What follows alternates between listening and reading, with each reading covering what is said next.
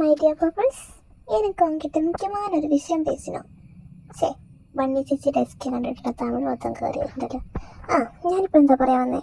അതന്നെ, നമ്മുടെ ഈ ചാനലിൻ്റെ ആദ്യമായിട്ടുള്ള സ്റ്റോറിയാണ് മൈ സീക്രറ്റ്. കുറച്ച് പേർക്കൊക്കെ അറിയായിരിക്കും.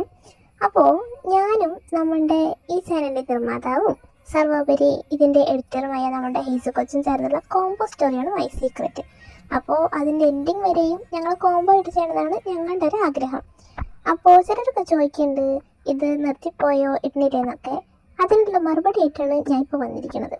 എന്താണെന്ന് വെച്ചാൽ, നമ്മളുടെ ഹീസു കൊച്ച് ഒരു മെഡിക്കൽ വിദ്യാർത്ഥിനിയാണ്, പോരാത്തതിന് ഫൈനൽ ഇയർ കൂടിയാണ്.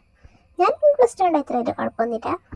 അപ്പോൾ നമ്മുടെ ഹീസു കൊച്ചിൻ്റെ കുറച്ച് തിരക്കുകൾ കാരണം ഈ ചാനലിൽ നിന്ന് വിട്ടു നിൽക്കുകയാണ്. അതുകൊണ്ട് ഇങ്ങോട്ട് തിരിഞ്ഞു നോക്കും തന്നെ വളരെ വിരളമാണ്.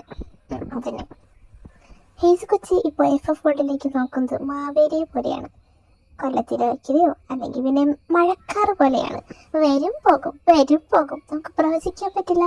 അപ്പോൾ എൻ്റെ ഒരു നിഗമനം വീക്ഷണത്തിൽ ഹീസു കൊച്ചി വന്നിട്ട് നമുക്ക് മൈ സീക്രറ്റ് കണ്ടിന്യൂ ചെയ്യാമെന്നാണ് എൻ്റെ ഒരു ഇത്.